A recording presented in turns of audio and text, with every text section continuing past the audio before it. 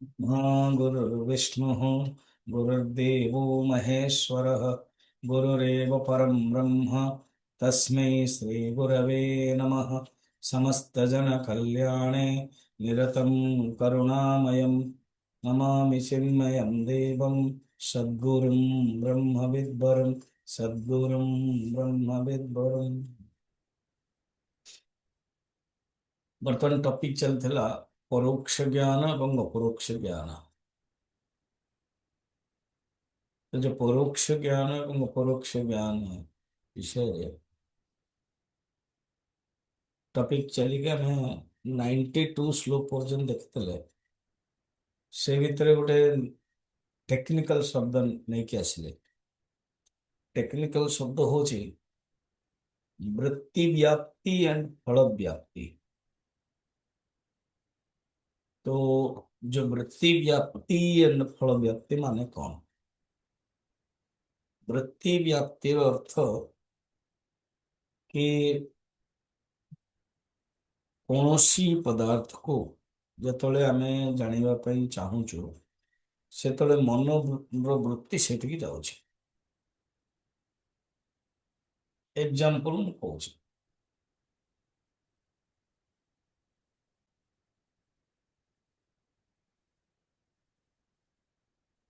Example मु कहूँ है ये हूँ घड़ी। ये घड़ी आपने जानले केबे बा मु आग जानली तापर आपन देखैबी तामाने ये टेबल रे घड़ीटा अछि। ये मोर मनर जो वृत्तिटा आकु आपाखु गला वस्तु पाखु। वृत्ति जतले वस्तु पाखु जीव सेतले वस्तुर आकार फर्स्ट तीन स्टेप हो। फर्स्ट हूँ वृत्तिटा वस्तु पाखु जीवाक पड़ियो ना हबनी।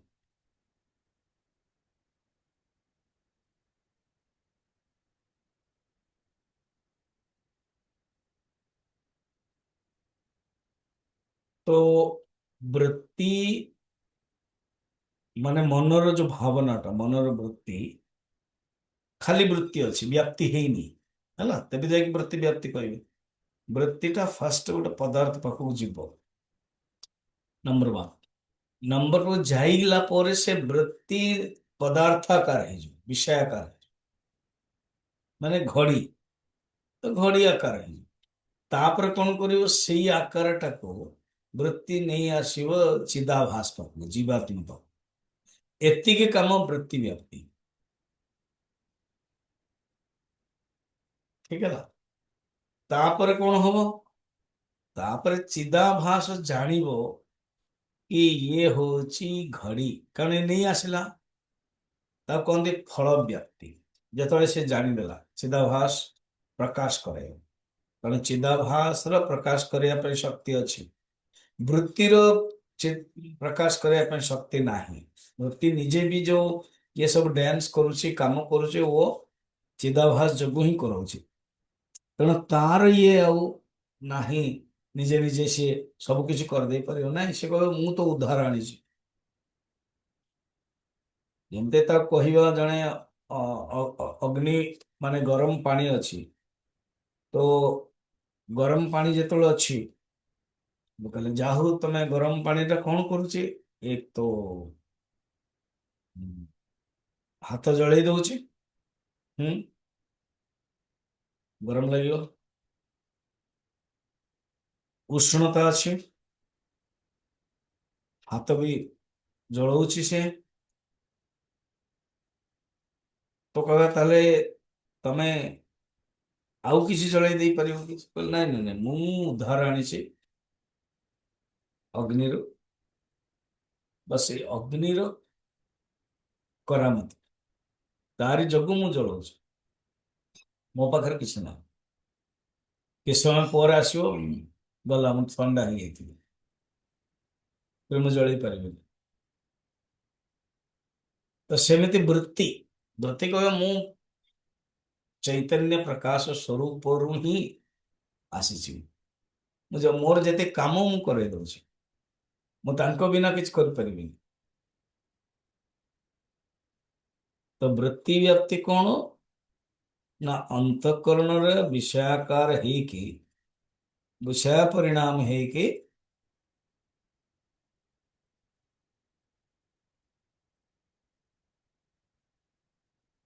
ସେଇଠିକି ନେଇଯିବ। ଆଉ ଫଳ ବ୍ୟାପ୍ତି କଣ ନା ଚୈତନ୍ୟ ଚିଦାଭାସ ଦ୍ୱାରା ସେଇ ବିଷୟକୁ ଯେତେବେଳେ ପ୍ରକାଶ କରାଇବ ତାର ନାଁ ହଉଛି ଫଳ ବ୍ୟାପ୍ତି। କିନ୍ତୁ ପଦାର୍ଥ ଯେକୌଣସି ପଦାର୍ଥ ଜାଣିବାକୁ ହେଲେ ଏଇଟା ଆପଣ ଘଡି, ତ ଏଇଟା କଣ ଚାରୋଟି ଷ୍ଟେପ ରହିଲା। ବୃତ୍ତି ବ୍ୟାପ୍ତିର ତିନିଟା ଆଉ ଫଳ ବ୍ୟାପ୍ତିର ଗୋଟିଏ। ଫଳ ବ୍ୟାପ୍ତିର ମାନେ କଣ? ଚେତନ ତତ୍ଵ ଜାଣିଲା। ମୁଁ ଆପଣଙ୍କୁ ପଚାରିବି ଏଇଟା କଣ?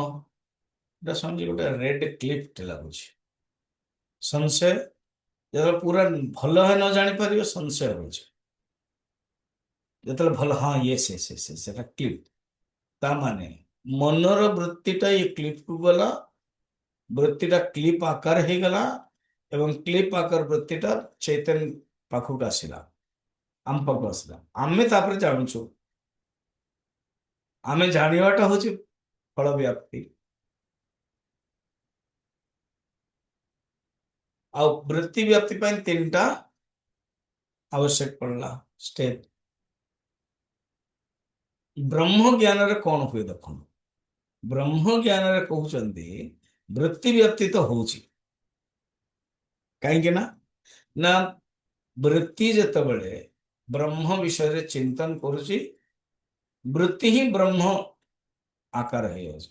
ନା ଅହମ ବ୍ରହ୍ମାସ୍ମି ଯେତେବେଳେ ଆମେ କହୁଛୁ, ତ ବୃତ୍ତିଟା ବ୍ରହ୍ମାକାର ହେଲା। ନା ବୃତ୍ତିଟା ବ୍ରହ୍ମାକାର କେମିତି ହବ ସମଝି, କାରଣ ଏ ତ ବୃତ୍ତି ତ ବିଷୟ, ମାନେ ବ୍ରହ୍ମ ତ ବିଷୟ ନୁହଁ। ବୃତ୍ତି ବିନା ବିଷୟରେ କିଛି କରିପାରିବନି। କୋଶ୍ଚିନ୍, ବୃତ୍ତି ସବୁବେଳେ ବିଷୟ ଦରକାର ଆଉ ବୃତ୍ତି ସବୁବେଳେ ଆକାର ଦରକାର। ବିନା ଆକାରରେ ବୃତ୍ତି ହେଇପାରିବନି। ଯେମିତି ଆପଣ ବର୍ତ୍ତମାନ ଏକ୍ସାମ୍ପଲ ଦେଲେ, ତ ଏଇଟା କୋଶ୍ଚିନ୍ ଏ ବୃତ୍ତିଟା ବ୍ରହ୍ମାକାର କେମିତି ହବ? ନା ବୃତ୍ତିଟା ବ୍ରହ୍ମାକାର ଏମିତି ହବ, ବୃତ୍ତିରେ ଅନ୍ୟ କୌଣସି ଆକାର ବା ବିଷୟ ଯେତେବେଳେ ନ ରହିବ, ବ୍ରହ୍ମ ଚିନ୍ତନ କେବଳ ବ୍ରହ୍ମ ବିଷୟରେ ଚିନ୍ତନ ହବ, ସେତେବେଳେ ଆଉ ଆକାର ରହିବନି। ଏଣ୍ଡ ବ୍ରହ୍ମର ଚିନ୍ତନ ଯେତେବେଳେ ହବ, ବ୍ରହ୍ମର ଯୋଉ ଅଜ୍ଞାନ ଅଛି ତାକୁ ହଟେଇ ଦବ ସେ। ଆଉ ସେ ନିଜେ ଖାଲି ବୃତ୍ତି ହେଇକି ରହିବନି, ଅଖଣ୍ଡାକାର ବୃତ୍ତି ହେଲା। ଏକ୍ସାମ୍ପଲ, ମୁଁ ଅନେକ ଥର ଏକ୍ସାମ୍ପଲ ଦେଇଛି। ଗୋଟେ ତାଲାବରେ ବସନ୍ତୁ, ପଥର ଫିଙ୍ଗନ୍ତୁ, ଗୋଟେ ବୃତ୍ତି ଆସୁଛି, ମାନେ ତରଙ୍ଗ ଆସିଲା। ଯେତିକି ଯେତିକି ପଥର ଫିଙ୍ଗିଲେ ତରଙ୍ଗ ଆସିଲା। ସେମିତି ଆମ ବୃତ୍ତିରେ ବୃତ୍ତିର ବିଷୟ ରୂପକ ପଥର ଯେତେବେଳେ ଆସୁଛି, ବୃତ୍ତି ତିଆରି ହେଲା, ତରଙ୍ଗ ଆସିଲା। କିନ୍ତୁ କିଛି ସମୟ ପରେ ପଥର ସରିଗଲା, ଗୁଡ଼ି ସରିଗଲା, କଙ୍କଡ଼ ସରିଗଲା, ତଥାପି ଗୋଟେ ବୃତ୍ତି ଅଛି, ତାକୁ କୁହନ୍ତି ତାଲାବାକାର ବୃତ୍ତି। ତାଲାବାକାର ତରଙ୍ଗ, ତାଲାବାକାର ପରିସୀମା, ତାଲାବାକାର ପରିଧି ଇଏ ଅଛି। ଇଏ କାହା ଦ୍ୱାରା ବାଉଣ୍ଡରିଂ ନାହିଁ, ଏ କାହା ଦ୍ୱାରା ବାନ୍ଧି ହେଇନି, ସେ ନିଜେ ତିଆରି ହେଇଛି ନିଜେ ନିଜେ। এটা ଏକ୍ସାମ୍ପଲରେ ବୁଝିବା। ସେମିତି ବ୍ରହ୍ମ ବିଷୟରେ ଚିନ୍ତନ କଲା ମାନେ ବୃତ୍ତି ବ୍ରହ୍ମାକାର ହେଇଗଲା। ଯେମିତି ଆମେ ବିଷୟାକାର ଶବ୍ଦଟା ବ୍ୟବହାର କରୁଛୁ, ସେମିତି ବିଷୟ ବ୍ରହ୍ମାକାର ବୃତ୍ତି ହେଲା। ତ ଯେତେବେଳେ ବ୍ରହ୍ମାକାର ହେଇଗଲା, ସେତେବେଳେ ବ୍ରହ୍ମର ଅଜ୍ଞାନ ହଟେଇ ଦେଲା, ଏତିକି କାମ କରିଦେଲା ହେଲା। କିନ୍ତୁ ଫଳ ବ୍ୟାପ୍ତି ପାଇଁ ଚୈତନ୍ୟ ଚିଦାଭାସର ପ୍ରକାଶ ଦରକାର। ଆଉ ବ୍ରହ୍ମ ପାଇଁ ଚିଦାଭାସର ପ୍ରକାଶ ନାହିଁ। କାହିଁକି? ଖୁଦ୍ ଚିଦାଭାସ ହିଁ ନାହିଁ। ଯେତେବେଳେ ବୃତ୍ତି ଖଣ୍ଡିତ ହେଇଗଲା, ଯେମିତି କୌଣସି ଗୋଟେ କମରା ଆପଣ ଦିବାର ଲଗେଇଛନ୍ତି, ସେ ଦିବାର ହିଁ ଭାଙ୍ଗିଦେଲେ, ଆଉ ଆଉ ଘର କଣ କହିବେ ତାକୁ? ସେମିତି ବୃତ୍ତି ବି ଗୋଟେ ଦିବାର ଭଳିଆ। ଦିବାର ଭଙ୍ଗ ଗଲା ତ ଆଉ ବୃତ୍ତି ନାହିଁ। ଅଖଣ୍ଡାକାର ବୃତ୍ତି କୁହାଯାଉଛି, କିନ୍ତୁ ସତରେ ସେ ବୃତ୍ତି ନୁହଁ। ତରଙ୍ଗ କୁହାଯାଉଛି, ତାଲାବାକାର ତରଙ୍ଗ କୌଣସି ତରଙ୍ଗ ନୁହଁ, ସେ ବୁଝିବା ପାଇଁ କୁହାଯାଉଛି। ଆଉ ବୃତ୍ତି ନାହିଁ। ଆଚ୍ଛା ବୃତ୍ତି ଯେତେବେଳେ ନାହିଁ, ଚୈତନ୍ୟ ବି ନାହିଁ, ମାନେ ଚିଦାଭାସ ବି ନାହିଁ, ଜୀବାତ୍ମା ନାହିଁ, ଏବେ ଯାଇକି ବୃତ୍ତି ଭାଙ୍ଗିବ। ଫିର କଣ ହେଲା ନା ଅର୍ଥାତ୍ ଚେତନ ଚିଦାଭାସ ପ୍ରକାଶ କରେଇ ପାରିବ ନାହିଁ, ସେ ନିଜେ ହିଁ ନାହିଁ ନା। ତେଣୁ ବୃତ୍ତି ବ୍ୟାପ୍ତି ଆବଶ୍ୟକ ନାହିଁ, ଏ ଫଳ ବ୍ୟାପ୍ତି ଆବଶ୍ୟକ ନାହିଁ। ବୃତ୍ତି ବ୍ୟାପ୍ତି ଅଛି, ବୃତ୍ତି ବ୍ୟାପ୍ତି ଆବଶ୍ୟକ। ଏ କଥାଟା 92 ଦେଖିଥିଲେ। ବ୍ରହ୍ମଣି अज्ञान नाशाय वृत्ति व्याप्ति अपेक्षिता। ब्रह्मर अज्ञान नाश पाई वृत्ति व्याप्ति आवश्यक। स्वयं स्फुरण रूपत्वात् आभास न उपयुज्यते, किंतु स्वयं स्फुरण जोगु हम्म, से आउ आवश्यक पड़ेनि। आभासर अपेक्षा नहीं, आभास माने चिदाभास। एणु फल व्याप्ति नहीं, फल व्याप्ति हेबाकु हेले चिदाभास दरकार। सी मु जानुची मु जानुची मु जानुची कहूची, तो मु जानामीति प्रवर्तते, ये चिदाभासर लक्षण, सेटा नहीं। तो चिदाभास एवं बुद्धिवृत्ति ए दीटा मिसेले ये सब एमाने करन्ति फल व्याप्ति वृत्ति व्याप्ति, तेरे ज्ञान टा हुए। किंतु ब्रह्म ज्ञान रे वृत्ति व्याप्ति है ना, फल व्याप्ति आवश्यक नहीं। केमिति एग्जांपल बताओ। 93 गोटे एग्जांपल बुझो। चक्षुर्दीपावपेक्षेते चक्षुर्दीपावपेक्षेते घटादि दर्शने यथा। घटादि दर्शने यथा। न दीप दर्शने किंतु न दीपदर्शने किन्तु चक्षुरेकमपेक्षते। चक्षुरेकमपेक्षते। यथा ଯେମିତି ଘଟାଦି ଆଚ୍ଛା, ମୁଁ ବର୍ତ୍ତମାନ ବୁଝଉଛି। ଭାବନ୍ତୁ ଆପଣ, କଳ୍ପନା କରିବା ଗୋଟେ ଅନ୍ଧକାର ରୁମରେ ଆପଣ ପ୍ରବେଶ କରିଦେଲେ, ହେଲା, ଏବଂ ମୁଁ ଭିତରେ ଥାଉ କି ବାହାରେ ଥାଉ ଗୋଟେ ସାଉଣ୍ଡ କରିକି କହିବି, କମେଣ୍ଟରେ ଦେବି। ଆଖି ଖୋଲିଲ ନା? ହଁ ଆଖି ଖୋଲିଛ। ଠିକ ମଝିରେ, ଘର ମଝିରେ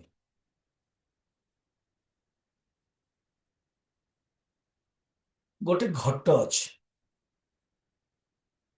ଘଡାଟି ଅଛି। ଏଇ ଘଡାଟାକୁ ତମେ ଦେଖିପାରୁଛ କି? ନାଇଁ, ନାଇଁ ଦେଖିପାରୁନି। ପକ୍କା?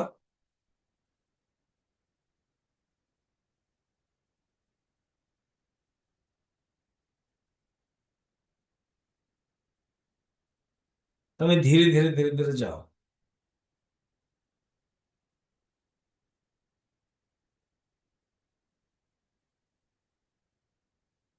ତମେ ଦେଖିବ ଦିଟା ଘୋଡ଼ା ଅଛି। ଆଚ୍ଛା, ଏ ତ ବड़ा ସସ୍ପେନ୍ସ କଲେଣି ଆପଣ। ପ୍ରଥମେ କହିଲେ ଅନ୍ଧକାର, ହଁ ଅନ୍ଧକାର ଅଛି। ତମେ ଯେତେବେଳେ ଯିବ ଷ୍ଟ୍ରେଟରେ, ସେତେବେଳେ ଦିଟା ଘଟ ଅଛି, ଉଲଟେଇକି ଅଛି। ଚାହିଁବ ଯଦି ତମେ ପାଖପାଖ ଅଛି, ଛୁଇଁଲ ନମ୍ବର ୱାନରେ ଘଟ ରାଇଟ ହ୍ୟାଣ୍ଡରେ, ଆଉ ଟିକେ ପାଖରେ ଅଛି ଲେଫ୍ଟ ହ୍ୟାଣ୍ଡରେ ଛୁଇଁଲ number one right hand, number two left hand. କିନ୍ତୁ ଦେଖିପାରୁ,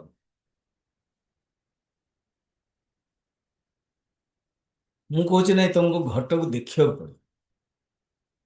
ସ୍ୱାମୀଜୀ ନାଇଁ ହଉନି, କାହିଁ ତମର ଆଖି ନାଇଁ କି? ଅଛି ତ ଆଖି। ଫିର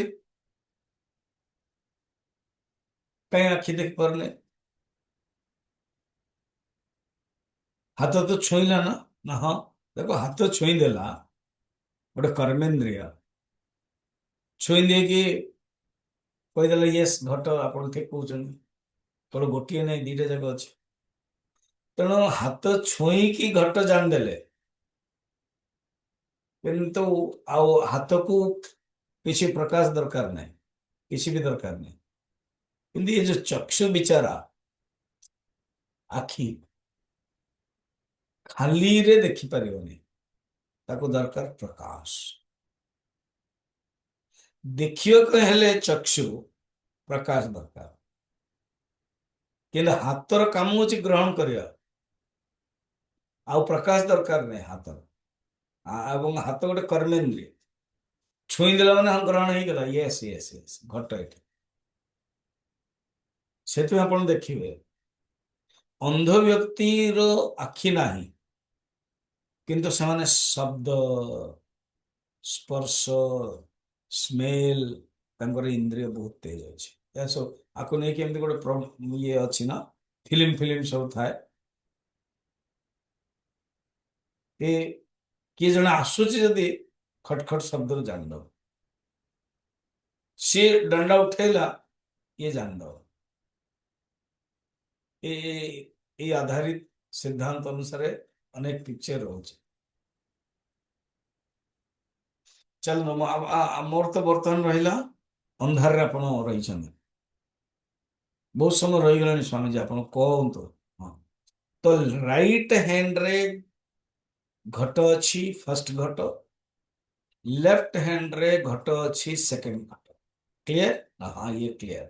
ବର୍ତ୍ତମାନ ମୁଁ କହିବି ରେଡି? ୟେସ୍। ରାଇଟ ହ୍ୟାଣ୍ଡର ଯୋଉ ଘଟଟାକୁ ମାନେ ଯୋଉ ଅଛି ବର୍ତ୍ତମାନ ଗୋଟେ ହାତର ହବନି, ଏଣୁ ବର୍ତ୍ତମାନ ଲେଫ୍ଟ ହ୍ୟାଣ୍ଡକୁ ମଧ୍ୟ ଫାର୍ଷ୍ଟ ଘଟକୁ ନେଇ ଆସନ୍ତୁ। ଓକେ ଆଣିଲୁ, ମାନେ ସ୍ୱାମୀଜୀ ସେଇ ଯୋଉ ଘଟଣା ଖାଲି ରହିଲା ବେଚାରା, ଡଜଣ୍ଟ ମ୍ୟାଟର, ତାକୁ ବି ଜାଣିବ ଆକୁ ବି ଜାଣିବ। କଣ କରିବେ ନା ଧର, ଉଠ। ତ ଯେତେବେଳେ ଉଠେଇ ଦେଲି, ଗୋଟେ ଦୀପଟେ ଥିଲା, ସେ ଦୀପଟା କଣ କଲା, ସମସ୍ତଙ୍କୁ ପ୍ରକାଶ କରାଇଲା। କାହାକୁ କାହାକୁ ପ୍ରକାଶ କରାଇଲା? ଏକ ତ ପ୍ରଥମ ଘଟକୁ ପ୍ରକାଶ କରାଇଲା, ନିଜେ ଆମେ ଜାଣିପାରିଲେ କି ଦୀପ ଅଛି ବୋଲି, ଏବଂ ଯୋଉ ପଛପଟେ ଯୋଉ ଦୀପଟାକୁ ପ୍ରକାଶ କରେ ଏ ଘଟ ହେଲା।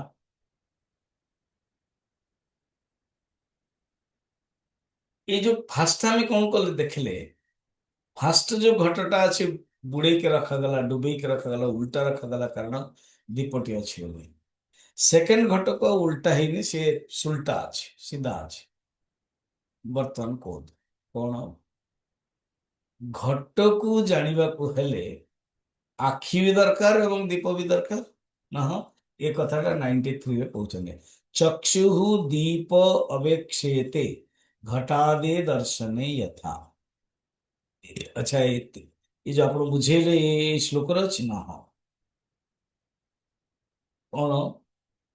ଯଥା ଯେମିତି ଘଟାଦି ଦର୍ଶନେ, ଘଟର ଦର୍ଶନ ପାଇଁ ଚକ୍ଷୁ ବି ଦରକାର, ଦୀପ ବି ଦରକାର। ଦୀପ ମାନେ ଏଠି ପ୍ରକାଶ। କିଛି ଗୋଟେ ବସ୍ତୁକୁ ଜାଣିବାକୁ ହେଲେ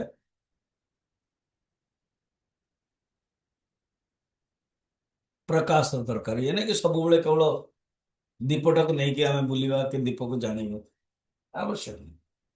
ଦୀପର ଏକ୍ସାମ୍ପଲ ଅଛି, ଅନ୍ଧକାର ପାଇଁ ଦୀପ ପ୍ରକାଶ। ତ ଚକ୍ଷୁ ଦରକାର और ଦୀପ ଦରକାର। ହୁଁ, ଆଚ୍ଛା, ବର୍ତ୍ତମାନ ଦୀପ ଦର୍ଶନ ପାଇଁ ଯେତେବେଳେ ଆମେ ଖୋଲିଦେଲେ ଦୀପଟା ଅଛି, ଦୀପ ଦର୍ଶନ ପାଇଁ ଆଉ ଗୋଟେ ଦୀପ ଦରକାର କି?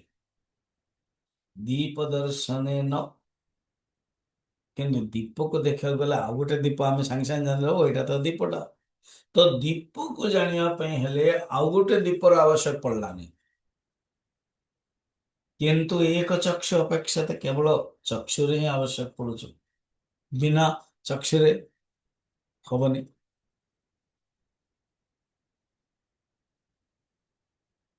ବର୍ତ୍ତମାନ ଏତିକି ଆପଣ ଜାଣିଦେଲେ। ହଁ, ମୁଁ ଏଗେନ୍ ଆଉ ଗୋଟେ ରୁମକୁ ନେଲି, ହେଲା, ଦରବାଜା ବନ୍ଦ ଅଛି, ସେଠି ଗୋଟେ ମଝିରେ ଗୋଟେ ଦୀପଟେ ଜଳୁଛି, ଦରବାଜା ବନ୍ଦ ଯୋଗୁଁ ଆପଣ ଜାଣିପାରୁନା, ମୁଁ ଆପଣଙ୍କୁ ବର୍ତ୍ତମାନ, କାରଣ ବିଶ୍ୱାସ ନାହିଁ, ଖୋଲି ଦେଇପାରିବେ ଆପଣ କେବେ କେମିତି? ମୁଁ କଳା ପଟି ବାନ୍ଧିଦେଲି, କଳା ପଟି ବାନ୍ଧିବା ଯୋଗୁଁ ଅଟୋମେଟିକ ଆଖି ବନ୍ଦ ହେଇଯାଉଛି, ଟାଇଟ୍ ରହୁଛି, କୁହାଯାଉଛି ବି ଆଖି ବନ୍ଦ କର, ବନ୍ଦ କର। ବର୍ତ୍ତମାନ ଭିତରକୁ ପ୍ରବେଶ କଲେ, ଦୀପ ଅଛି ଜାଣୁଛନ୍ତି? ନାଇଁ। କିନ୍ତୁ ଦୀପ ଜାଣିବା ପାଇଁ ହେଲେ ସେକେଣ୍ଡ ରୁମରେ ହଉ ଫାର୍ଷ୍ଟ ରୁମରେ ହଉ ଆଖି ଆବଶ୍ୟକ ପଡୁଛି, ଆଉ ଅନ୍ୟ ଦୀପର ଆବଶ୍ୟକତା ନାହିଁ।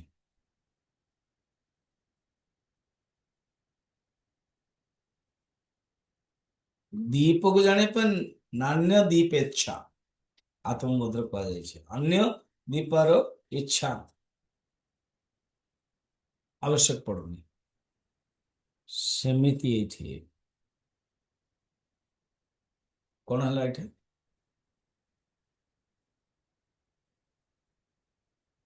କାରଣ ଚକ୍ଷୁରେ ହିଁ ଆବଶ୍ୟକ ପଡୁଛି, ଦୀପ ତ ସ୍ୱୟଂ ପ୍ରକାଶ।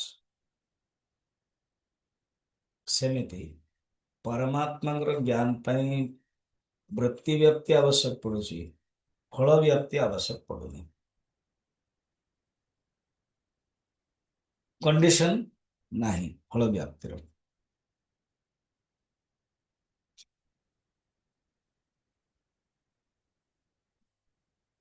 ବ୍ରହ୍ମର ଅଜ୍ଞାନ ନାଶ ପାଇଁ କେବଳ ବୃତ୍ତି ବ୍ୟାପ୍ତି ଅପେକ୍ଷିତ।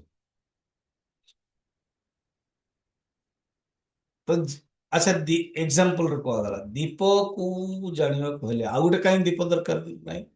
ଘଟକୁ ଜାଣିବା ପାଇଁ ହେଲେ ତ ଦୀପ ଦରକାର ପଡିଲା।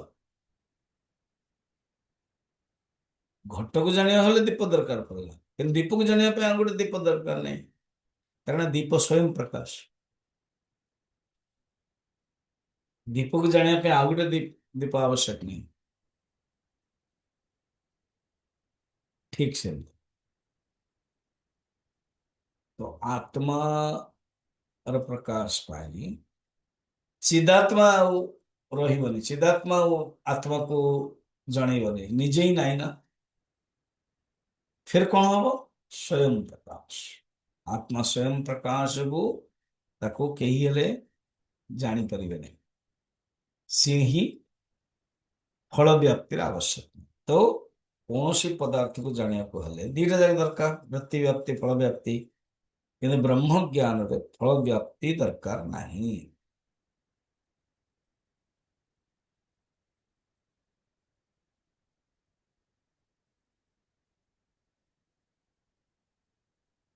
ଅଟୋମେଟିକ परमात्मा स्वरूप चिदात्मा दिव्य ज्योति स्वरूप ये अनुभव हो जाଉଛି। ବର୍ତ୍ତମାନ 94 ବ୍ରହ୍ମରେ ବୃତ୍ତି ବ୍ୟାପ୍ତି ଦରକାର କିନ୍ତୁ ଫଳ ବ୍ୟାପ୍ତି ଦରକାର ନାହିଁ, ଏ କଥାଟା କହୁଛନ୍ତି। स्थितोऽप्यस्योचिदाभासः स्थितोऽप्यसौ चिदाभासः ब्रह्मण्येकी भवेत् परम्।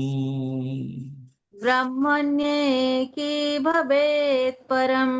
न तु ब्रह्मण्यतिशयम् न तु ब्रह्मण्यतिशयम् फलं कुर्याद् घटादिवत्। फलं कुर्यात् घटादिवत्। ଘଟକୁ କିଏ ଜାଣୁଛି? ନା ବୃତ୍ତି ଗଲା ଘଟ ପାଖକୁ, ଫାର୍ଷ୍ଟ ଷ୍ଟେପ ହେଲା ଘଟାକାର, ସେକେଣ୍ଡ ଷ୍ଟେପ ମାନେ ଫାର୍ଷ୍ଟ ଷ୍ଟେପ ହେଲା ଗଲା, ସେକେଣ୍ଡ ଘଟାକାର ବୃତ୍ତି ହେଇଗଲା, ଥର୍ଡ ଚେତନ ପାଖକୁ ନେଇ ଆସିଲା। ଇଏ ଫଟାଫଟ ହେଇଯାଉଛି ଗୋଟେ ସେକେଣ୍ଡ, କହିଲା ବେଳକୁ 1 2 3 କୁହାହଉଛି। ତ ଯେମିତି ଘଟକୁ ଜାଣୁଛୁ ସେମିତି ଜାଣିବା ପାଇଁ ହେଲେ ଚେତନ ଦରକାର, ଚିଦାଭାସ ଦରକାର। ଚିଦାଭାସ ଯିଏ ଜାଣୁଛି ସିଏ ହିଁ ନାହିଁ। କଣ? ସ୍ଥିତ ଅପି ଅସౌ ଚିଦାଭାସ। ଚିଦାଭାସ ଅଛି ବୁଦ୍ଧି ବୃତ୍ତରେ, ସେ अच्छी कौन से कौन है गला ब्रह्मरे लीन है तेबे जाके ब्रह्माकार वृत्ति होब ना विषयाकार वृत्ति रे अहम रहिबो किंतु ब्रह्माकार वृत्ति रे अहम रहिबनी तो अहम जेतबेले जीवात्मा अहम जेतबेले ब्रह्मरे लीन है गला अभेद है गला सेतेबेले आउ ये स्फुरण कर परिबनी ମୁଁ ଜାଣୁଛି କହିପାରିବନି ଆଉ ଫଳ ବ୍ୟାପ୍ତି ହେଇପାରିବନି ମୁଁ ଅନୁଭବ କଲି ଏଇଟା ହବ ନାହିଁ ସ୍ୱତଃ ସ୍ୱରୂପ ପରମାତ୍ମାଙ୍କର ସ୍ଫୁରଣ ହବ ଏ କଥାଟି କହିଲେ ଘଟରେ କଣ ଦିଟା ଦରକାର ଅର୍ଥ କଣ ବୁଝିଲେ ଏବେ ଯେମିତି ଏକ୍ସାମ୍ପଲ ମୁଁ ଗୋଟେ କାହାଣୀଟେ ବୁଝାଉଛି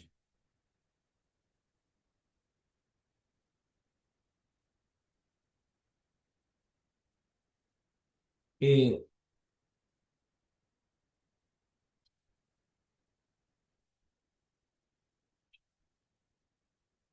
ଜଣେ ସ୍ୱାମୀ ସ୍ତ୍ରୀ ୱାଇଫ ଆଣ୍ଡ ହଜବେଣ୍ଡ ଏମିତି ଜେନେରାଲ ଡ୍ରେସରେ ସେମାନଙ୍କୁ ପସନ୍ଦ ହୁଏ ସୁଟ ବୁଟ ନାହିଁ ସିମ୍ପଲ ଧୋତି ଆଦି ପିନ୍ଧିକି ଆସିଲେ ଅଳଙ୍କାର କିଣିଲେ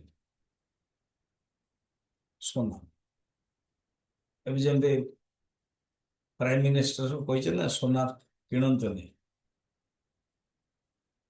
ସେ କାହିଁକି କହିଛନ୍ତି କିଛି କାରଣ ଅଛି ନା ସେ ଦି ତିନିଟା ଜିନିଷ କହିଛନ୍ତି ସୁନା କିଣନ୍ତୁ ନାହିଁ ଗ୍ୟାସ୍ ଆଦି କମ କରନ୍ତୁ ଏ ତେଲ ପକୋଡି ଫକୋଡି ଖାଇକି ଗ୍ୟାସ୍ ତବିୟତ ବି ଖରାପ ଟିକେ କଣ୍ଟ୍ରୋଲ କରନ୍ତୁ କାରଣ ଆମେ ମାନେ ଗ୍ୟାସ୍ ଇରାନ ଉପରେ ନିର୍ଭର ବର୍ତ୍ତମାନ ଯୁଦ୍ଧ ଚାଲିଛି ବନ୍ଦ କରାଉଛି କିଛି କିଛି ଜାଗାରେ ବମ୍ ବି ହେଇଗଲାଣି ଯେ ନଷ୍ଟ ହେଲାଣି ଯିବା ଆସିବା ପେଟ୍ରୋଲ ମଧ୍ୟ କମ କରନ୍ତୁ ସମ୍ଭବ ଯଦି ୱାର୍କ ଫ୍ରମ ହୋମ କରନ୍ତୁ ଲାଷ୍ଟରେ ବିଦେଶ ଯାତ୍ରା କରନ୍ତୁ ଏସବୁ କଣ ବାବା କାରଣ ଏହା ଭିତରେ କଣ ଡଲାର ଟାକୁ ଆମେ ମହତ୍ଵ ଦଉଛୁ ସବୁ ଜିନିଷ ଡଲାର ହଉଛୁ ଏବେ ଯେମିତି କାହିଁକି ଏ ସୁନା କଥା ଆମେରିକା ପାଖରେ ପଇସା ସରିଗଲାଣି ଯୁଦ୍ଧ କଲା ପରେ ସରିଯିବ ତ ଆମେରିକା କଣ କରୁଛି ସୁନା ବର୍ତ୍ତମାନ ବାହାର କରୁଛି ରିଲିଜ କରୁଛି ତ ସୁନାର ଦାମ ଏତିକି ଅଛି ଯେତେବେଳେ ରିଲିଜ କରିବ ବର୍ଷଟେ ପରେ ସେ ସୁନାଟା କମିଯିବ ଯୋଉଟା ଆମେ ବର୍ତ୍ତମାନ 1.5 ଲକ୍ଷରେ କିଣିଲେ ସେଇଟା ଲକ୍ଷେ ହେଇଯିବ ତ ନୁକସାନ ତ ଆମମାନଙ୍କୁ ନା ସେମାନଙ୍କ ଯୋଗୁଁ ସୁନା ବର୍ତ୍ତମାନ ସାରା ୱାର୍ଲଡ ମାର୍କେଟରେ ଆସୁଛି କିନ୍ତୁ ସେ କମିଯିବ ନମ୍ବର ୱାନ୍ ନମ୍ବର ଟୁ ଆମେ ଯେତେବେଳେ କିଣୁଛୁ ବୁଲିକିରି ଡଲାରକୁ ହିଁ ଷ୍ଟ୍ରଙ୍ଗ କରାଉଛୁ ଆଉ ପେଟ୍ରୋଲ ଡିଜେଲରେ ଆମମାନଙ୍କୁ ମିଳୁନି ଏଣୁ କମ କରାହବ ବୁଲିବା ପାଇଁ କାହିଁକି ମନା କରୁଛନ୍ତି ନା ଏଗେନ୍ ଆମେ ଯେତେବେଳେ ବୁଲୁଛୁ ସବୁ ଡଲାରରେ ଯାଉଛି ନା ଏବେ ସପୋଜ ଆମେ ଜାପାନ ଯିବୁ ଏବେ ଭିଏତନାମ ଗଲୁ ଶ୍ରୀଲଙ୍କାରେ ତ ପୁରା ଡଲାର ହିଁ ନେଲେ ଯାଇକି ଆମେ ପ୍ରବେଶ କରିପାରିବୁ ଇଭେନ୍ ଆମର ଚିନ୍ମୟ ମିଶନ ମଧ୍ୟ କହିଲା କି ନାଇଁ you have to pay in dollar ତ ଆମମାନଙ୍କର ଯୋଉ ରୁପିସ୍ କମଜୋର ହେଇଯାଉଛି କାରଣ କନଭର୍ଟେଡ୍ ଇନ୍ ଡଲାର ଭାବନ୍ତୁ ପ୍ରତ୍ୟେକ ଦିନରେ କେତେ ଲୋକ ସବୁ ଯିବେ ଡଲାର ନେଇକି ଯାଉଛନ୍ତି ତ ଡଲାର ବଢି ଯାଉଛି ବୁଲିବାଟା କମ କରିବ ତ ଡଲାର କମିଯିବ ଏତିକି କରୋଡ଼ ଏତିକି ହଜାର କରୋଡ଼ ଡଲାର ଏଇ ବର୍ଷଟେ ଭିତରେ ହବନି ଆଉ ତ କମିଯିବ ନା ଏଇଟା ବୁଝିବା ଦରକାର ସେ ଯାଅ ମୋର ଗୋଟେ ବୁଝିବା ପାଇଁ ଅଛି ଏଇ ଜୀବାତ୍ମା ଯୋଉ ଚିଦାଭାସ ସରେଣ୍ଡର କରିଦଉଛି କେମିତି ତ ସିମ୍ପଲରେ ଥିଲେ ସେ ପଚାରିଲେ ଏଇଟା କେତେ ଟଙ୍କା सोना ଏଟାକୁ ଏସାକୁ ଦେଖିକି ସିଏ ମ୍ୟାନେଜର କହିଲା कि तुम खरीद सकते हो सोना कितना है 1 लाख रुपए तुम खरीद सकते हो तो ତାକୁ ଅପମାନ କର अच्छा ये टोटल तुमର तुम ये क्या को କହିଦେଲ ये टोटल ତମେ सोना को 1 लाख कौच टोटल तुम ये दुकान टा ही ये गोल्ड दुकान टा ही केते की ना 250 करोड़। ओ दिस मच। से कहले ले जा टोटल दुकान टा मु नहीं जाऊँ। କାରଣ ସେ ସୁନା ଯୋଉ କିଣିଲା ବେଳକୁ ପତ୍ନୀ କହୁଛି ମୁଁ ଏଇଟା ଦରକାର, ଆଉ ଜଣେ କହୁଛି ନାଇଁ ମୁଁ ଏଇଟାକୁ ନେଇଛି। ତାଙ୍କ ଭିତରେ କହିଲେ କି ନାଇଁ ମତେ ଦିଅ, ତ ମୁଁ ଗରିବ ଆदमी ତତେ କଣ ଦବୁ, ସେଇ लेडीज को दବୁ। तो कहू को ये कहला कि क्या बात कर, ମୋ पत्नी चाहिए तो मैं इटा देवी, गरीब कहाँ का, तुम्हारे पास पैसा कहाँ है? पैसा तुम चाहोगे तो सारा दुकान ही तुम्हारा खरीद, बताओ दुकान, ये दुकान रा रेट टोटल केते ना 250 कोटी। ओ बस चेक बाहर लो। से हसीला मैनेजर, ये क्या ड्रामा कर रहे, कंगाल साधारण आदमी 250 फ्रॉड तो फ्रॉड कौन, तुम प्रश्न पचार बैंक को पचार, मो नंबर टाउ नहीं था। तो बैंक मैनेजर ना, हाँ 0294678509, ମୁଁ ଜାଣି ବୁଝି ଗୋଟେ କାହାଣୀଟେ କହିଲେ ହେଲା। ଏ ନମ୍ବରଟା ଦେଖନ୍ତୁ ତ, ଏଣ୍ଡ ଲେଖା ହେଇଛି ଅଶୋକ ଲାଲ ଶର୍ମା। ଏଇଟା କଣ ଏହାର ଆକାଉଣ୍ଟ ନମ୍ବର, ଏ ଆପଣଙ୍କର ଏଇ ବ୍ୟାଙ୍କରେ ଏଇ ଲୋକଟାର ଅଛି। देन ब्रांच मैनेजर कहला कि ओ ये चेक मालिक लेके आया, अरे ये अकाउंट नंबर क्या, ये तो पूरा टोटल बैंक का मालिक है, जोटा कि मिनिमम 300 400 ब्रांच अच्छी तंकर इंडिया रे। कौन कहूଛୁ अकाउंट कौन से टोटल ब्रांच रे अकाउंट से, तांको ପାଇଁ 250 करोड़ इज नथिंग। देन से मैनेजर कौन हो गला, पूरा गुरुतल पड़गला। अच्छा ମୁଁ କଣ କହିବା ପାଇଁ ଚାହୁଁ ଜାଣିଛ, ଏକ୍ସାମ୍ପଲ ଡାଇଲଗ ଚାଲୁଛି, ମ୍ୟାନେଜର ହଉ ଆଉ ଇଏ ଯେତେବେଳେ ସେ ଜାଣୁଛି ମହତ୍ଵ ସାଙ୍ଗେ ସାଙ୍ଗେ ଗୋଡ ପଡିଗଲା ନା, ସେମିତି ଜୀବାତ୍ମା ବିଷୟକୁ ଚିନ୍ତନ କରିକି ଡିସ୍କସନ କରୁଛି, ଯେତେବେଳେ ବ୍ରହ୍ମ ବିଷୟରେ ଆସିବ ସେତେବେଳେ ଆଉ ଡିସ୍କସନ କରିପାରିବନି। ଏକ୍ସାମ୍ପଲ କେବଳ ମୋର ଦେବାର ଥିଲା ବୁଝିବା ପାଇଁ, ଯେ ପର୍ଯ୍ୟନ୍ତ ସୁନା ଲକ୍ଷେ ଏମିତି ଇଏ, ସେତେବେଳେ ମ୍ୟାନେଜର ଡିସ୍କସନ କରୁଛି, ଇଭେନ ଚେକ୍ ବି ନେଲା, ଚେକ୍ ଫ୍ରଡ ବୋଲି ଫୋନ କଲା, ଯେତେବେଳେ ଜାଣିଲା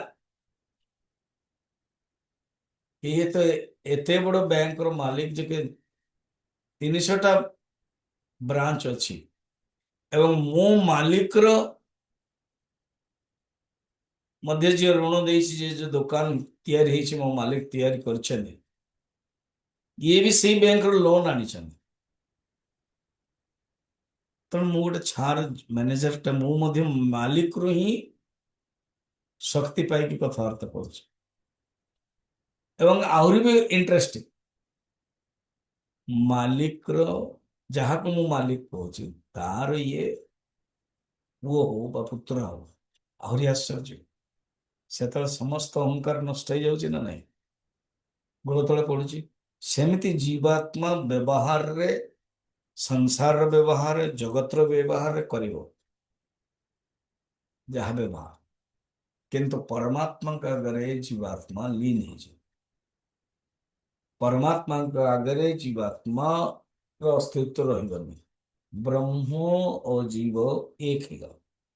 ଯେତେବେଳେ ଏକ ହେଇଗଲା ସେତେବେଳେ ଜୀବାତ୍ମା ଆଉ फल व्याप्ति कौन करे, से निजे ही लीन हो गला। फिर वृत्ति व्याप्ति बा जीवात्मा से कह बस ब्रह्मर अज्ञान को नष्ट करके आम लीन हो, जमती गोटे बाल्टीटे अच्छी, से बाल्टी रे गोटे बेलूनटे अच्छी है, आउ बाल्टी टे पानी अच्छे अल्प तले, एवं बेलून अच्छे, बेलून भितर सब पानी अच्छे, ବେଲୁନଟା ଫୁଲା ହେଇଛି, ପାଣି ଅଛି। ସେ ବର୍ତ୍ତମାନ ଖେଳୁଛି, ବେଲୁନଟା ଏପଟେ ସେପଟେ ସେପଟେ ଏପଟେ ସବୁ ଖେଳୁଛି, ହେଲା। ଏବେ ଯୋଉ କ୍ୟାମ୍ପ ହେଇଥିଲା ମାର୍ଚ୍ଚ ମାସରେ, ମୁଁ ନେଇଥିଲି ଏମାନଙ୍କୁ, ନେଇକି ଯାଇଥିଲି କୁରୁକ୍ଷେତ୍ର। ସେଠି ସାଇନ୍ସ ସିଟି ଥିଲା, ସାଇନ୍ସ ରିସର୍ଚ୍ଚ ସେଣ୍ଟର, ଅଲଗା ଅଲଗା ସବୁ ଆମେ ଦେଖିଲୁ। ସେ ସାଇନ୍ସ ବିଷୟରେ ବୁଝଉଥିଲା ସେ ଝିଅଟି। ସେମିତି ବର୍ତ୍ତମାନ ଏ ବେଲୁନ ଟା ବୁଲୁଛି, ହେଲା, ଖେଳୁଛି, ଡ୍ୟାନ୍ସ କରୁଛି। ବର୍ତ୍ତମାନ କଣ କଲେ, ଛୋଟିଆ ଛୁଆ ହଉ ଯିଏ ହଉ, ମଜାରେ ପିନଟି ଲଗେଇଦେ, ହେଲା। ଯେତେବେଳେ ପିନଟି ଲଗେଇଲା, ବେଲୁନ ଟା ଫାଟିଗଲା, ସବୁ ପାଣି ଯାକ ମିଶିଗଲା। ବର୍ତ୍ତମାନ ବେଲୁନ ଆଉ ଖେଳିବ କି? ଓ ସ୍ୱାମୀଜୀ, ଏକ୍ସାମ୍ପଲରେ ଆପଣ କଣ କହିବା ପାଇଁ ଚାହୁଁଛନ୍ତି? ଯେ ପର୍ଯ୍ୟନ୍ତ ଜୀବାତ୍ମା ଅଛି ସେ ଖେଳିବ, ସିଏ ବୃତ୍ତି ବ୍ୟାପ୍ତି ଏବଂ ଫଳ ବ୍ୟାପ୍ତି କରାଇବ, ହେଲା। ଜୀବାତ୍ମା ହିଁ ନଷ୍ଟ ହେଇଗଲା, ଆଉ ଡ୍ୟାନ୍ସ ନାହିଁ, ଆଉ ବେଲୁନର ଅସ୍ତିତ୍ୱ ନାହିଁ, ଆଉ ବେଲୁନ କିଛି କରିପାରିବନି। ବେଲୁନ ହିଁ ନାହିଁ, ଅସ୍ତିତ୍ୱ ହିଁ ନାହିଁ ତାର। ବେଲୁନ ବୋଲି ଜଣେ ଗୋଟେ ସେପାରେଟ ଅସ୍ତିତ୍ୱ ନା, ପାଣି ସହିତ ମିଶିକି ଗଲା। ସେତେବେଳେ ବେଲୁନ ଭିତରେ ଯୋଉ ପାଣି ଥିଲା ଅଲଗା ଥିଲା, ଜୀବାତ୍ମା ଉପରେ।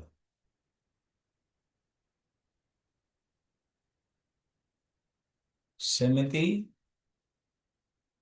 ଜୀବ ବ୍ରହ୍ମର ଐକ୍ୟ ହେଇଗଲା ପରେ ଆଉ କିଛି ଦରକାର ନାହିଁ। ଠିକ ପ୍ରମାଣ ପ୍ରସ୍ତୁତ କରୁଛନ୍ତି, କହୁଛନ୍ତି ଦେଖ ଶାସ୍ତ୍ରରେ ପ୍ରମାଣ ଏ କଥା କୁହାଯାଇଛି, ଶାସ୍ତ୍ରରେ, ଉପନିଷଦରେ କହୁଛନ୍ତି। ଦେଖ 95, ଅପ୍ରମେୟମନାଦିಂ ଚେତି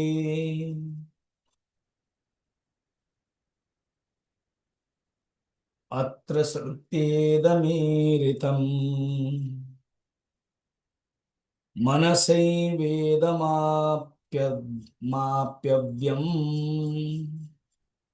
माप्तव्यम् इति धी व्याप्यता श्रुता।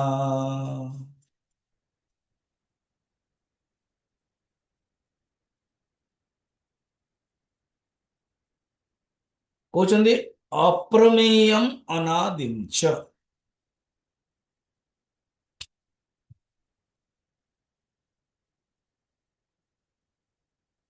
अप्रमेय श्लोक छ उपनिषद।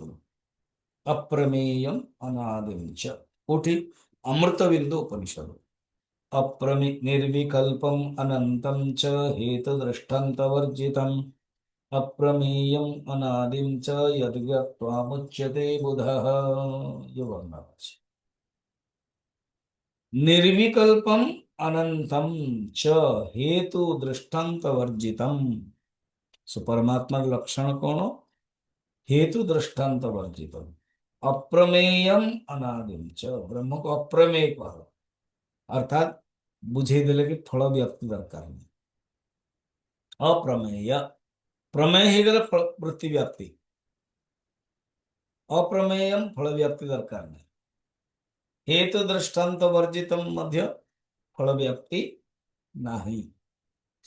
अप्रेमानादिम च इति अत्र श्रुत्वा इदम ईरितम मनसा एव इदम आप्तव्यम इति धीव व्याप्यता श्रुता। क्वेश्चन देखो, उपनिषद कठोपनिषद में अछि कौन? मनसा एव वाप्तव्यम, मन द्वारा जानी हो। तो मन द्वारा जानी हो माने एपटे कहते अप्रमेय, कंट्राडिक्शन है, विरोध है। तो कहते मन द्वारा जानिया कहते बस वृत्ति व्याप्ति पर्यंत। वृत्ति रे ब्रह्म विषय आकार आसुଛି, ताको कहते वृत्ति व्याप्ति मनसे। तेणु विरोधाभास जो मनसे वेद आप्तव्यम, यन मनसा न मनुते, विरोध हो ना।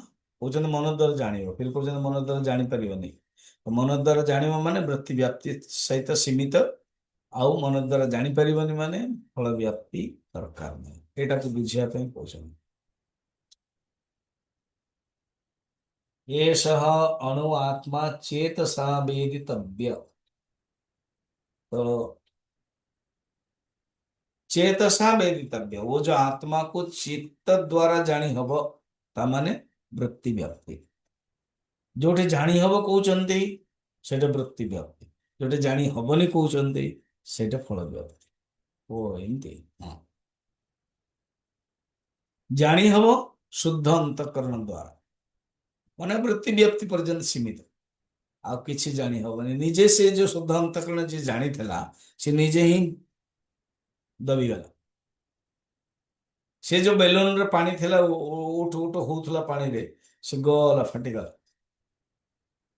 ଆଉ କିଛି ଜାଣିପାରିବନି। ତେଣୁ ବୃତ୍ତି ବ୍ୟାପ୍ତି ଏବଂ ଫଳ ବ୍ୟାପ୍ତିର କଣ ସ୍ଥାନ ଜାଣିବା ଦରକାର।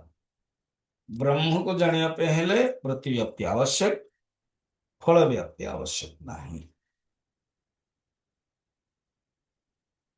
बर्तन 96 अपरोक्ष ज्ञान कंटिन्यूस चलता ता विषय में सोचुं। देखो आचार्य जी कहउचंदे से जानुचंदे मु कौन कहूची, ठीक। तो ସେଥିପାଇଁ से कंटिन्यू କରୁଛନ୍ତି, କହୁଛନ୍ତି ଦେଖ ବାବା ତମେ ମନେ ରଖିବ ନା କଣ ନା आत्मानं विजानीयात्। श्लोक मने अछि ना, आत्मानं चेत् विजानीयात् अयमस्मीति पूरुषः किमिच्छन् कस्य कामाय शरीरमनुसज्जरे। प्रथम लाइन टा वृत्ति व्याप्ति, सेकेंड लाइन फल व्याप्ति। आत्मानं चेद विजानीयात्, आत्मा को जानियो माने वृत्ति आत्माकार करेली, बस वृत्ति व्याप्ति ही न अयमस्मित पुरुष। किंतु फिर किमिच्छन कस्य कामाय, आउ वस्तुर इच्छा रहुनी माने सब हटिगला, निषेध। जोठी निषेध आसीबो फल व्याप्ति नाही।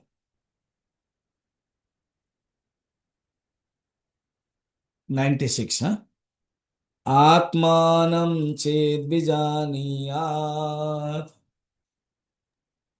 आत्मानं चेद्विजानीयात् अयमस्मीति वाक्यतः अयमस्मीति वाक्यतः ब्रह्मात्मा व्यक्तिमुल्लिख्य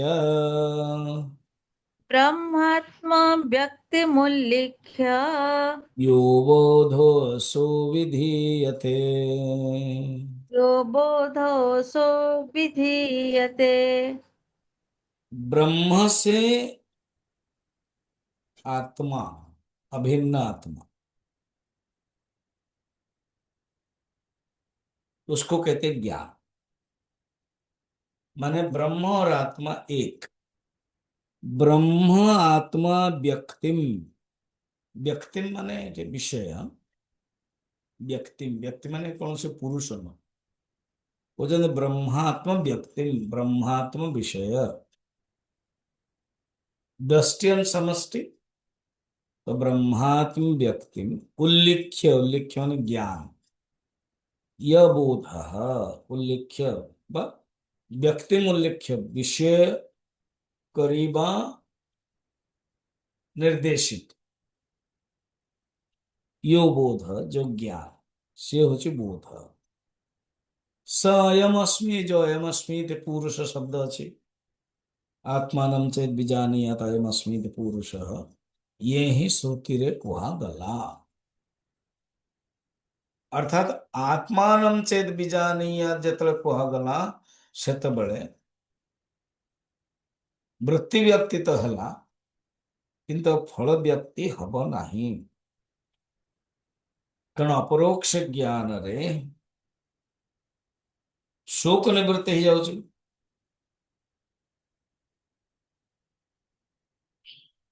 हरे अपरोक्ष ज्ञान ही गला पर शोक निवृत्ति ही जाउची। अपरोक्ष ज्ञान शोक निवृत्त्याख्ये उभय में अवस्थे जीव गे वृते आत्मानं चेदिति श्रुते है। यही अध्याय ହିଁ 48 ନମ୍ବର ଶ୍ଲୋକ ଅଛି। ଅପରୋକ୍ଷ ଜ୍ଞାନ ହେଇଗଲା ଶୋକ ନିବୃତ୍ତି, ଫିର ନିରତିଶୟ ତୃପ୍ତି, ସପ୍ତ ଅବସ୍ଥା କୁହାଯାଇଥିଲା। ତେଣୁ ଆତ୍ମାନ ମନେ ଅଛି ନା ନାଇଁ? ଅଜ୍ଞାନ, ଆବରଣ, विक्षेप तीन, परोक्ष ज्ञान, अपरोक्ष ज्ञान, शोक निवृत्ति, निरतिशय तृप्ति, ये हूँ सातटा अवस्था। आ विषय डिस्कशन चलছে। तो अज्ञान, आवरण, विक्षेप, ये तीनटा बंधकारी, बंधनकारी, मनुष्य को बांधी दिए। फिर परोक्ष ज्ञान, अपरोक्ष ज्ञान मनुष्य को मुक्त कराए।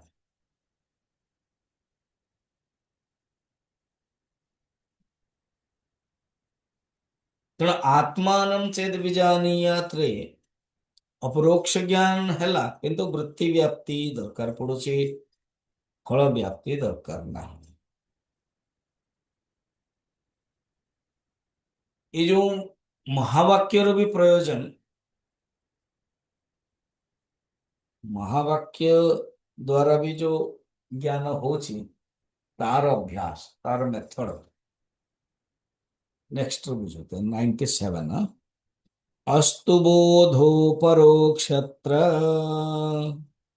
अस्तु बोधो परोक्षत्र महावाक्या तथाप्यसौ महावाक्यात् तथाप्यसौ न दृढ़ श्रवणादीनाम् न दृढश्रवणादीनाम् आचार्यै पुनरीरणात्। आचार्ये पुनरीरणात्। कौचंदी ये जो वृत्ति व्याप्ति फल व्याप्ति मु टेक्निकल देली, ये अपरोक्ष ज्ञान रो मेथड रे कौन हुए और शुण कौन महावाक्य जिते चिंतन करदो अपरोक्ष ज्ञान तो हो। हाँ, किंतु पूर्व जन्मर जो वासना अच्छी सेटा दृढ़ करई पर तुरंत से आत्मज्ञान रे दृढ़ ही परियो।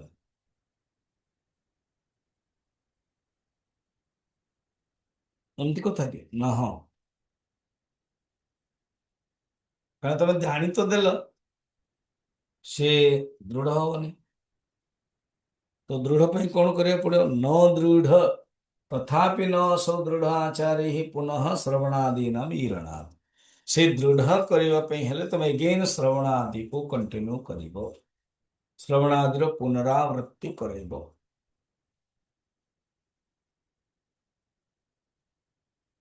ब्रह्मसूत्र आवृत्ति ही असकृत उपदेश। असकृत मान बारंबार, सकृत एक बार। ब्रह्मसूत्र है शुभ। आवृत्ति ही माने बारंबार अभ्यास, बारंबार अभ्यास हेले दृढ़ हब, ये उपदेश दिया जाए। बारंबार अभ्यास रो उपदेश करा जाइछि। एणु मन रख, जदि अपरोक्ष ज्ञान हो गला भी एवं ताहा दृढ़ ही परुनी, केतळे केनते हठात वासना जोगु मनुष्य बंधन रे पड़ी जाउछि, तो तापई बारंबार श्रवण मनन निधिध्यासन करे। अब जेंत आपण कंटिन्यू सुनुचन प्रवचन ना, तो आपण भीतर मॉर्निंग रो पूरा सारा दिन यही साइक्लिंग करुछि, जहाँ जहाँ कुआ जाइछि, है ना? फिर आपन को टाइम भी मिलुछि टे सुनिया पे, पढ़िया पे, विचार करिया पे। जतले छाड़ी दिए होछन, एबे जेंति किछ दिन बंद थला, फिर कौन हो एगेन वृत्तिटा पड़े जाउछि। जेमती काई, पानीटा काई द्वारा देखा जाउनी, आम टे बाहर कले हाथ रे बाड़ी रे देखा जाउछि, फिर आउथरे छाड़ देले, फिर बंद हो गला। विवेक चूड़ामणि रे एटा कहउछथि शंकराचार्य। तो आमे माने कोन जेपर सत्संग करूछु, श्रवण करूछु, ठीक लागुछि, श्रवण छाड़ देला माने फिर आउथरे मोह माया।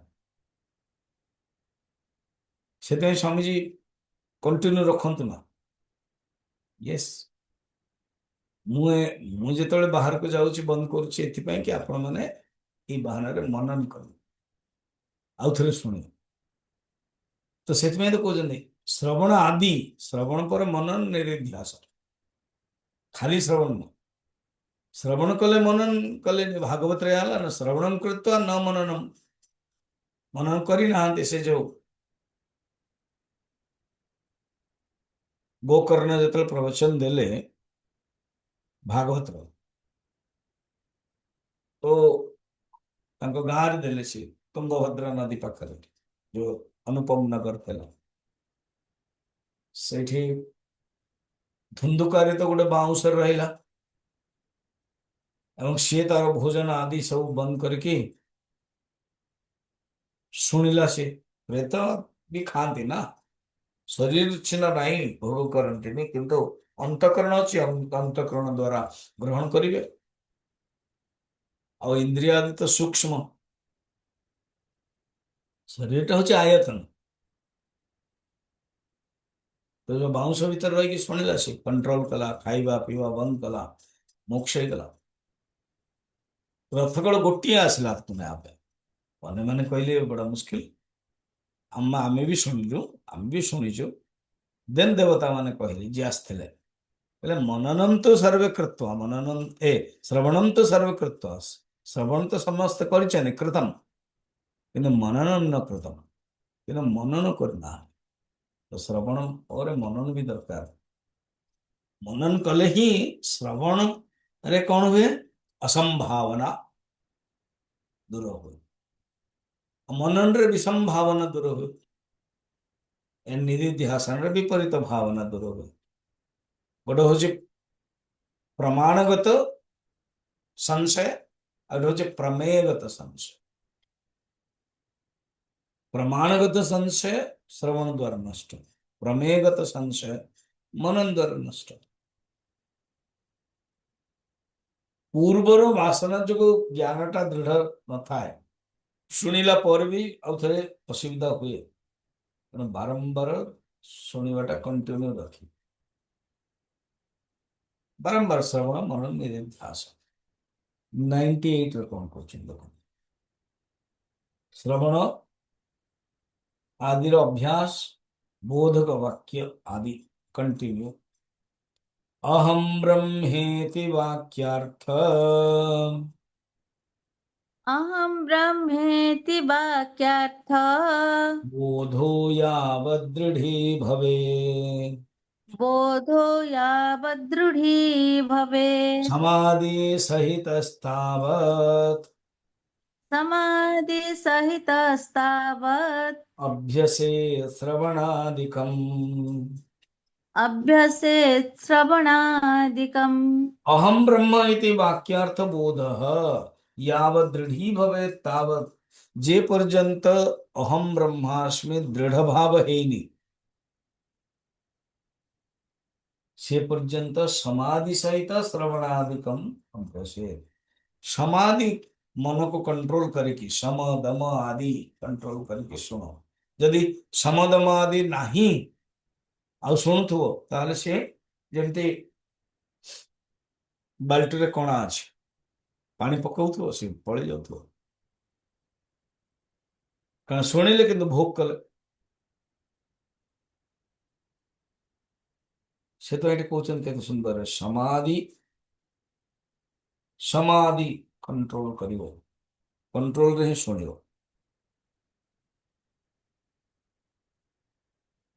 ହୁଁ, ଶଙ୍କରାଚାର୍ଯ୍ୟ ମଧ୍ୟ ବାକ୍ୟ ବୃତ୍ତିରେ 49 ଶ୍ଲୋକରେ ଏହା ହିଁ ବୁଝଉଛନ୍ତି, ଏ ତମେ ସମାଧି ଦ୍ୱାରା कंठ सम दम परम तितिक्षा श्रद्धा समाधान आदि द्वारा तुम्हें प्राप्त करि परिबो, भल भावे शुनि परिबो। अच्छा, बर्तमान प्रश्न हो, ये ज्ञान रे दृढ़ कहीं हो, दृढ़ न होबार कारण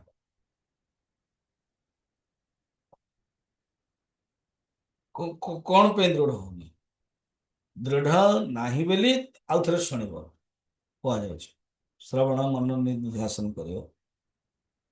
ବର୍ତ୍ତମାନ ଦୃଢ ନ ହବାର କାରଣ କଣ? କିଛି ଗୋଟେ କାରଣ ତ ଥିବ। ସୁଦୃଢ ନ ହବାର କାରଣ କାଲି ଆମେ ଦେଖିବା। 99 ର ଅଛି। ଦୃଢର କଣ ନ ହବାର ତିନିଟା କାରଣ ସିଏ ବତେଇବେ। ଓକେ। ओम पूर्णमदः पूर्णमिदं पूर्णात् पूर्णमुदच्यते पूर्णस्य पूर्णमादाय पूर्णमेवावशिष्यते। ओम शांति शांति शांति।